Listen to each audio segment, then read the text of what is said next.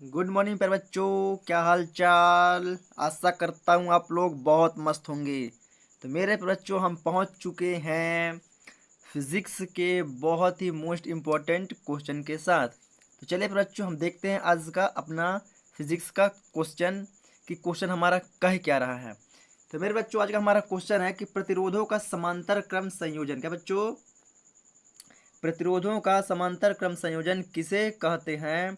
इसके तुल्य प्रतिरोध का व्यंजक स्थापित कीजिए। इसके तुल्य प्रतिरोध का व्यंजक स्थापित कीजिए अथवा सिद्ध कीजिए कि, क्या बच्चों, सिद्ध कीजिए कि 1/r बराबर 1/r1 plus 1/r2 plus 1/r3।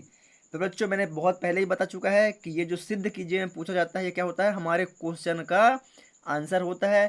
तो अगर आप लोग को हर किसी क्वेश्चन का आंसर पता होगा तो आप लोग जरा सा भी नहीं घबराएंगे और उस सवाल को बहुत ही बेहतर तरीके से आप लोग कर पाएंगे। तो चलिए बच्चों, हम बात करते हैं प्रतिरोधों का समांतर क्रम। समांतर क्या होता है बच्चों, कि मान लेते हैं हम तीन प्रतिरोध लिए, क्या मान लेते हैं हम तीन प्रतिरोध लेते हैं।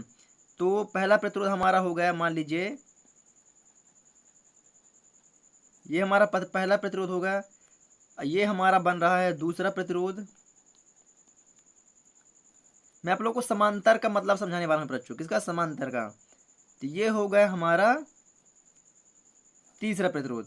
तो फिर बच्चों, हम तीनों प्रतिरोधों को देख रहे हैं कि हम तीनों प्रतिरोधों को एक साथ लेते हैं एक समान मात्रा में। तो R1, R2 और R3, और तीनों को क्या करते हैं, हम एक सिरे पे जोड़ देते हैं। तीनों को हम एक सिरे में जोड़ देते हैं, मतलब कि तीनों प्रतिरोधों के जो सेम सेम सिरा हैं उसको एक बिंदु से, और तीनों प्रतिरोधों के दूसरे सिरे को दूसरे बिंदु से हम जोड़ देते हैं। और हम इन बिंदु को मान लेते हैं बिंदु ए और बिंदु बी। कहने का तात्पर्य क्या बच्चों, तीनों प्रतिरोध के प्लस को प्लस से जोड़ दिए, ये मान लीजिए, और तीनों प्रतिरोध के माइनस को माइनस में जोड़ दिए। हालांकि प्रतिरोध में प्लस माइनस नहीं होता है बच्चों, है ना। तो आप लोग इससे घबराइएगा नहीं, मस्त आप लोगों को समझाने के लिए बता रहा हूँ कि प्लस को तीनों प्रतिरोधों के प्लस को एक प्लस से जोड़ दिया, तीनों प्रतिरोधों के माइनस के एक माइनस से जोड़ दिए, है ना। हालांकि प्रतिरोध में प्लस माइनस नहीं होता है। चलिए बच्चों, तो अब बात करते हैं इसमें, और इसी के बीच में हमने क्या जोड़ दिया, एक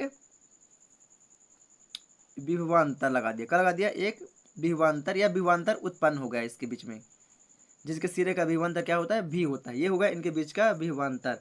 और बिंदु ए और बिंदु बी के बीच में हमने क्या किया बच्चों, बिंदु ए और बिंदु बी के बीच में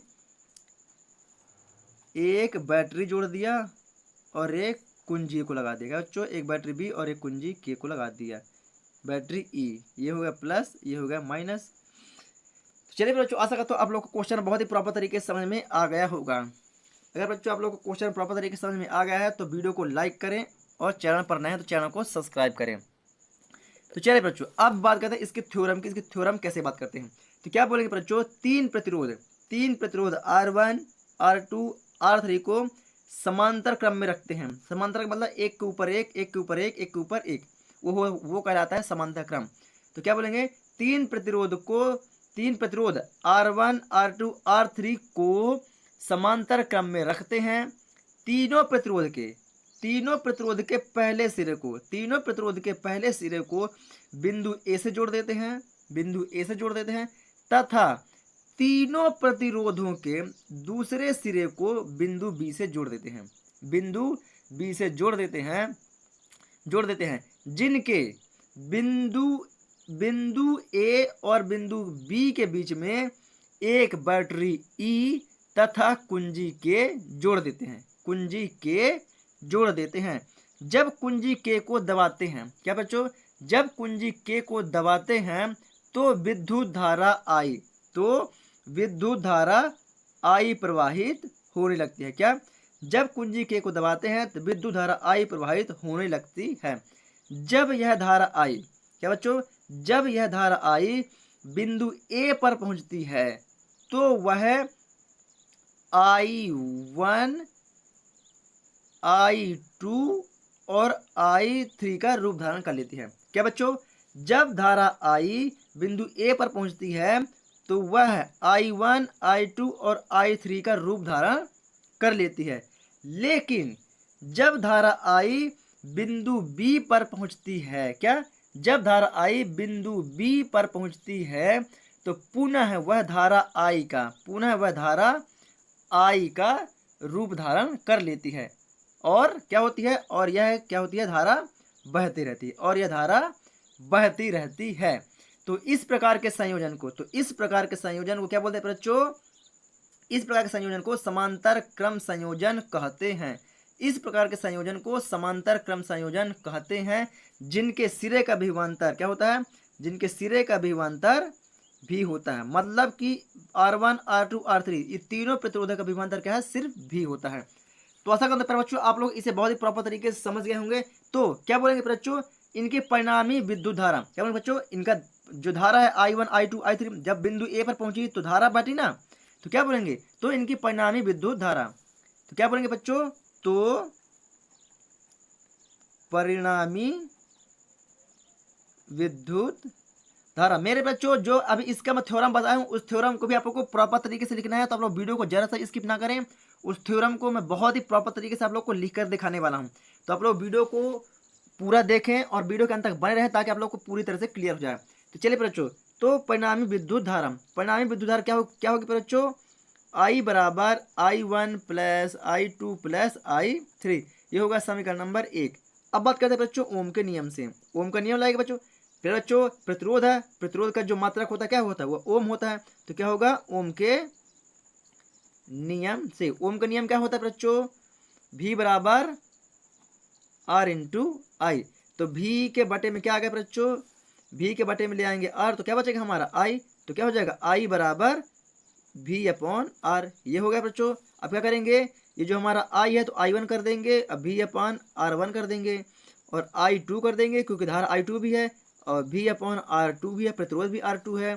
फिर I3 कर देंगे तो V अपॉन R3 कर देंगे।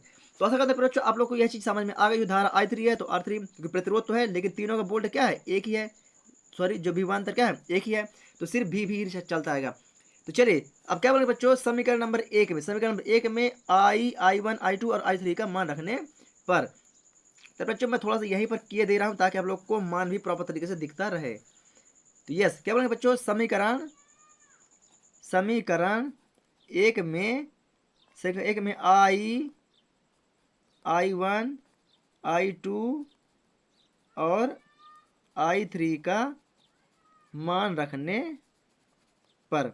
चलिए बच्चों मान रख देते हैं। I का मान क्या है बच्चों? ये रहा हमारा I का मान क्या है? I बराबर V अपॉन R बराबर, सॉरी गड़बड़ हो गया बच्चों। ये मान है, ये I है, तो I का मान करेंगे V अपॉन R, करेंगे बच्चों V अपॉन R। ये है हमारा I का मान क्या है? V अपॉन R बराबर।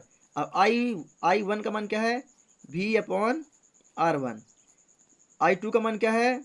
V upon R2 plus I3 का मान क्या है? V upon R3। तो ऐसा करते हैं बच्चों आप लोग को यह चीज़ बहुत ही प्रॉपर तरीके से समझ में आ गई होगी। अब देख रहे हैं बच्चों इसमें कॉमन हमारा क्या आ रहा है? क्या बच्चों इसमें हमारा कॉमन क्या आ रहा है? तो बच्चों हम देख रहे हैं भी तीनों में सेम है, तो क्या करेंगे बच्चों? इसका हम कॉमन निकालेंगे। तो V अपॉन R बराबर V निकल आया हमारा कॉमन, तो कुछ नहीं बचा, मतलब एक R1 plus 1 upon R2 plus 1 upon R3। ये तीनों पॉइंट हो गए बच्चों? यस हो गया। अब बच्चों क्या करेंगे? ये वाला जो भी है इसको इसके गुणांक में ले आएंगे। क्या लेंगे? इसके हम गुणांक में ले आते, सॉरी इसके गुणांक में, आर के गुणांक में ले आएंगे क्योंकि आर भी के साथ गुणा हो जाएगा, होगा तो स्क्वायर हो जाएगा, तो ये कहाँ आएगा? आर के साथ गुणांक में जाएगा। तो चलिए बच्चों V अपॉन आर भी बराबर, कोष्टक खुल गया, R1 plus 1 upon R2 plus 1 upon R3। आशा करते हैं बच्चों आप लोग यह चीज़ बहुत ही प्रॉपर तरीके से समझ रहे होंगे। तो ये भी से ये भी कैंसिल हो गया बच्चों, तो क्या बचा? 1 अपॉन R बचा, तो 1 upon R1 plus 1 upon R2 plus 1 upon R3।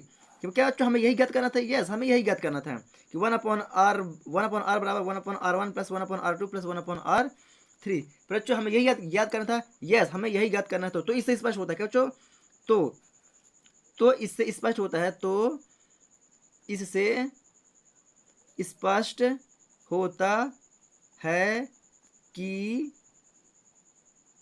तुल्य प्रतिरोध का व्युत्क्रम अलग प्रतिरोध अलग अलग प्रतिरोध के व्युत्क्रम के योग के बराबर होता है। तो ऐसा करते बच्चों आप लोग ये चीज बहुत ही प्रॉपर तरीके से समझ गए हैं। अगर आप लोग इसे समझ गए हैं तो चलिए फटाफट आइए हमारी नोट्स कॉपी पर, नोट्स कॉपी से फटाफट आप लोग उतार लीजिएगा। तो पहले बच्चों आप लोग क्वेश्चन को बहुत ही प्रॉपर तरीके से लिख चुके हैं। अगर नहीं लिखे तो वीडियो को रोक आप लोग क्वेश्चन भी लिख लीजिएगा और इस डायग्राम को बहुत ही प्रॉपर तरीके से आप लोग भी बना लीजिएगा। यस, तो बच्चों आप लोग वीडियो को रोक के पहले इतना आप लोग प्रॉपर तरीके से बनाइएगा डायग्राम। ये रहा हमारा डायग्राम और ये रहा डायग्राम। चलिए आप लोग को अब अच्छे तरह से क्लियर तरीके से दिख रहा होगा डायग्राम हमारा कैसा बना हुआ है। और डायग्राम के बाद बच्चों आप लोग क्या करना है, ये थ्योरम को लिखना है। ये थ्योरी लिखना बहुत जरूरी है बच्चों, तभी तो पता चलेगा कि हम समांतर क्रम संयोजन किसे कहते हैं। ये रहा बच्चों हमारा थ्योरी पूरी प्रॉपर तरीके से जो लिखा हुआ है। तो फिर बच्चों आप लोग पहले वीडियो को रोक इतना बहुत ही प्रॉपर तरीके से लिख लीजिएगा। यस, मैं चलता हूँ आप लोग के आगे लेकर, जिसके सिरे का विभवांतर भी है। चलिए बच्चों हम आगे आप लोग को लेकर के चलते हैं नेक्स्ट पॉइंट पर। तो पहुंच चुके हैं पर बच्चों हम अपने नेक्स्ट पॉइंट पर। तो परिणामी विद्युत धारा I बराबर I1 I2 I3 समीकरण नंबर 1, लेकिन ओम के नियम से V बराबर R into I, V upon R बराबर I बराबर V अपॉन आर। बच्चों मैं इसे बहुत ही प्रॉपर तरीके से समझा चुका हूँ, वीडियो लंबी ना हो बच्चों, इसलिए मैं आप लोग को बहुत फास्ट करने की कोशिश कर रहा हूँ। तो बच्चों आप लोग वीडियो को रोक के इतना प्रॉपर तरीके से लिख लीजिएगा। मैं वीडियो को थोड़ा सा आगे की ओर लेकर के चलता हूँ। ये बच्चों ये I का मान, I2 का मान, I3 का मान हमने कैसे निकाला है, इसको भी मैंने बहुत ही प्रॉपर तरीके से समझा दिया है। तो फिर बच्चों आप लोग वीडियो को रोक के इतना लिख सकते हैं। सॉरी थोड़ा सा आप लोग को दिख नहीं रहा है। यस, समीकरण 1 में I1 I2 और I3 का मान रखने पर यस बच्चों आप लोग इसे वीडियो को रोक के बहुत ही प्रॉपर तरीके से लिख लीजिएगा। अब मैं वीडियो को आगे लेकर के चलता हूँ।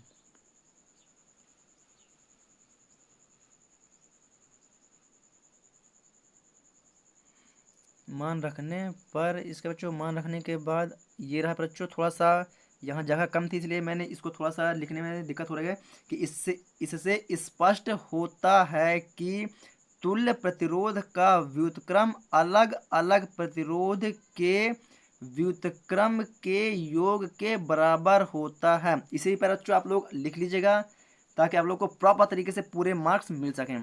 चलिए बच्चों हम आप लोग को मिलेंगे एक न्यू वीडियो के साथ, लेकिन अगर आप लोग को मेरी वीडियो पसंद आई हो बच्चों तो वीडियो को लाइक करें और सब्सक्राइब करें। चलिए तो हम मिलते हैं आप लोग को एक नेक्स्ट वीडियो में, तब तक के लिए जय हिंद।